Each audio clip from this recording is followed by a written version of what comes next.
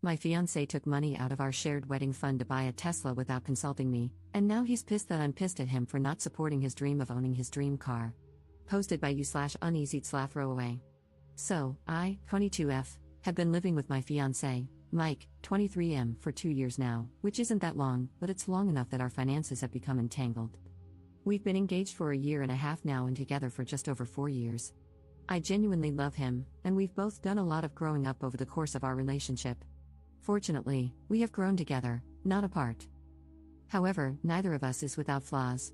I'm still working on being a more direct communicator, for example. Anyway, the reason for this post: we pool our money into one big family pool and have since we got engaged. I'm better than he is at planning for things and setting up goals, so while we discuss everything and talk as equals and partners, the bulk of the responsibility for research and number crunching falls on me, which I am okay with. We're partners, and we each have our own strengths that we bring into the relationship. The budget is laid out as follows: emergency savings, retirement savings, future housing savings, wedding/honeymoon savings, current housing costs, includes all bills and average food costs, date fund, pet fund, health and fitness fund, transportation/auto costs, and then 2 separate funds for each of us to do with as we wish. I also ended up with a rather sizable inheritance, which he does not have access to. The inheritance is for the future, and I'm working on growing it. It's tied up in investments and not something that we're factoring into plans for our near future. When budgeting, I pretend that it doesn't even exist. I know for a fact that he burns through his fund quickly. He always buys the latest released AAA game, shells out for several MMO subscriptions, and spends the rest in in-game cash shops. I am 100% fine with this. This is not the issue here.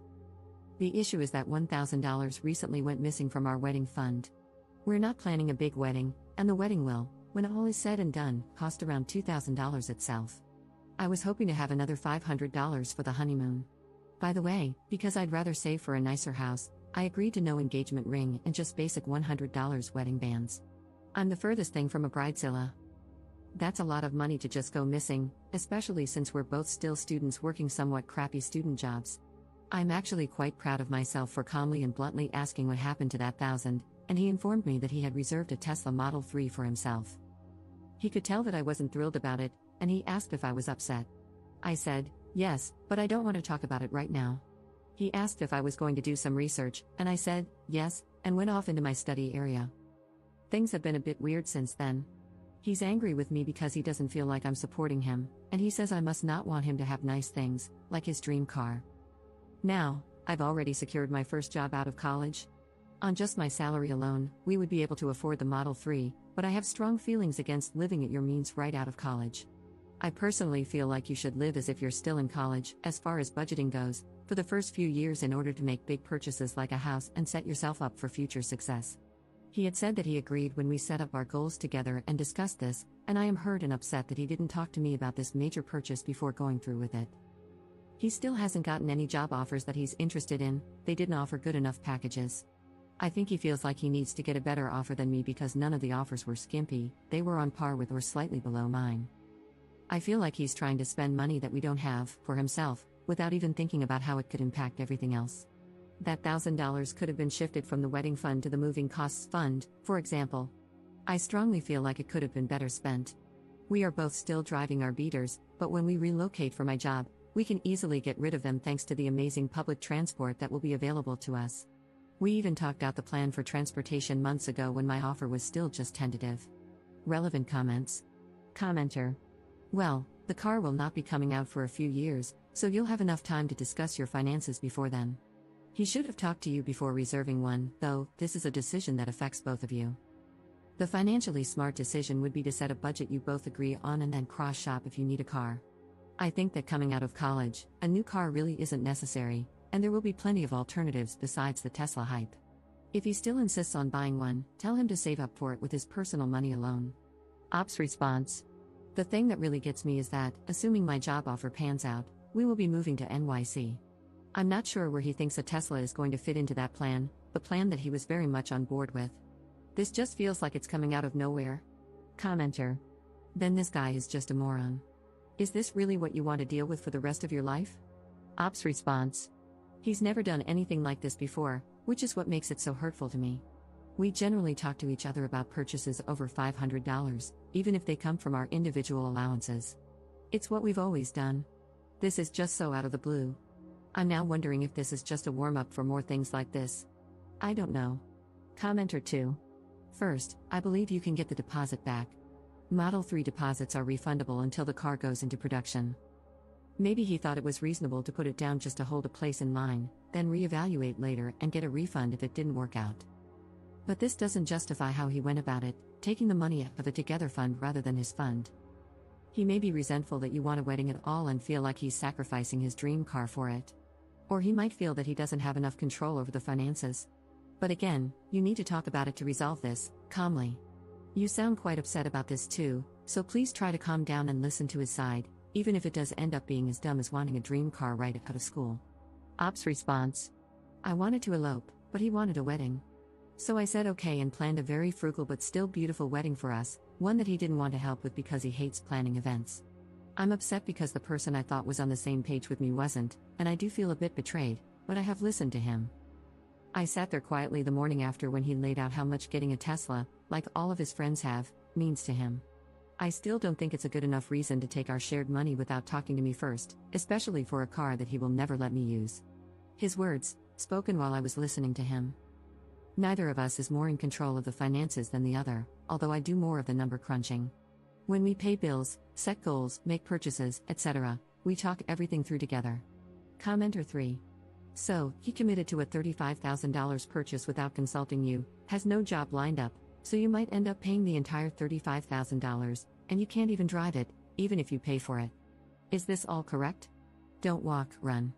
You don't deserve to be involved, for a lifetime, with a guy who doesn't seek your advice for major purchases, goes behind your back, and breaks your trust. As they say, the best predictor of future behavior is past behavior. While this isn't universally true in every case, repeated behavior and patterns are likely to continue unless a person is undergoing significant self-reflection and growth. You are a very sweet fruit for the picking, especially with the mentioned inheritance, so be very careful. Do not ignore the red flags, your reservations, and your concerns about his behavior. Update 1 day later. I don't know how many of you wanted an update, but I'm giving one because I feel like I owe it to this community. You all saved my tail and helped me wake the hell up. I read every single comment that was sent to me, and I took them to heart. I realized that my relationship with Mike is toxic and that I needed to get out of it. I graduate next month and have my dream job secured. I might be in pain right now, but it will pass, and I will build a life for myself. This all moved pretty quickly. This morning, I told Mike that I needed to talk to him, and it was important. We talked about the Tesla and why he would commit to purchasing something, knowing full well that it conflicted with our standing plans and without even talking to me like a partner. He made a comment about not wanting to have to ask permission to buy something as simple and basic as a car, and I reiterated that he doesn't need permission, but he does need to include me in large plans that impact us both. I know I sounded very rigid when it came to money in my post, but I'm really not. I'm just well organized, and I pride myself on that. There is plenty of room for spontaneity, and we both have somewhat generous pools of money to do things with, and I've never questioned any of his purchases before or wanted him to ask permission for anything. I just wanted to be included in the thought process. He told me that he was considering taking out a loan for the car, and we went through all the reasons why that was a bad idea, especially with his massive student debt.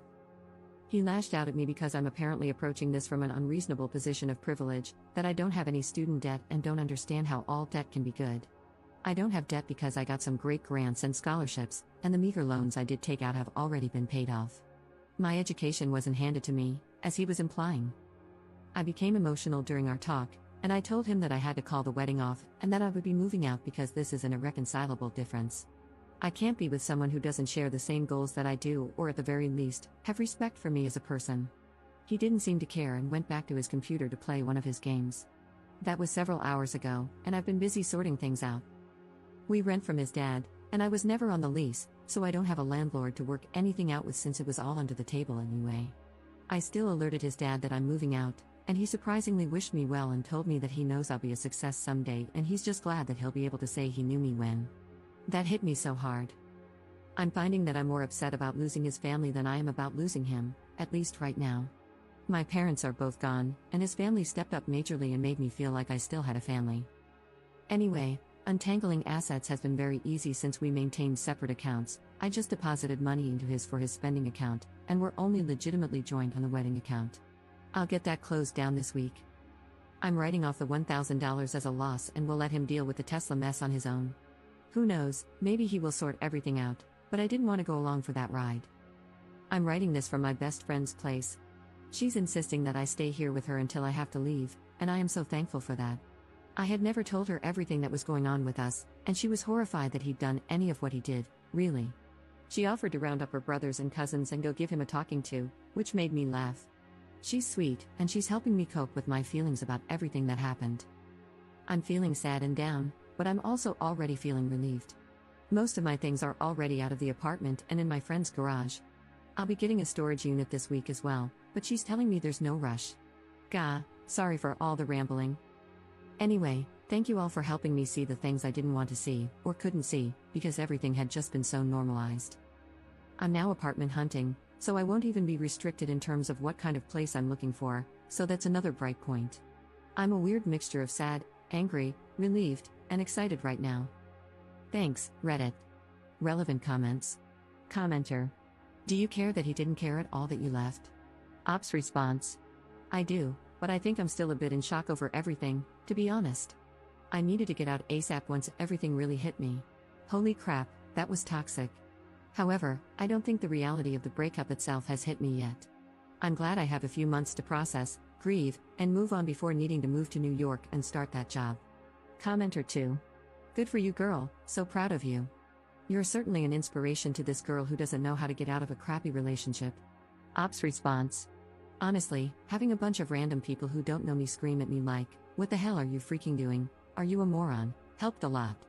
The outside perspective, and the fact that no one answered the question I was asking, but instead answered the question I was too afraid to ask, gave me the nudge to really breathe, take a step back, and evaluate it all. Then something clicked inside me, and I had to make it happen. I'd probably still be with him had I not gotten these outside views because, honestly, taking some distance, it was obvious. I guess what I'm trying to get at is, you can do it too. I guess we all have to reach our breaking point first, where we say, hey, I deserve better than this, and I'm not going to take this crap. Reddit gave me the courage to do that. You keep doing what you need to, and you'll be out soon enough too. I have faith in you, random internet stranger. You've got this too,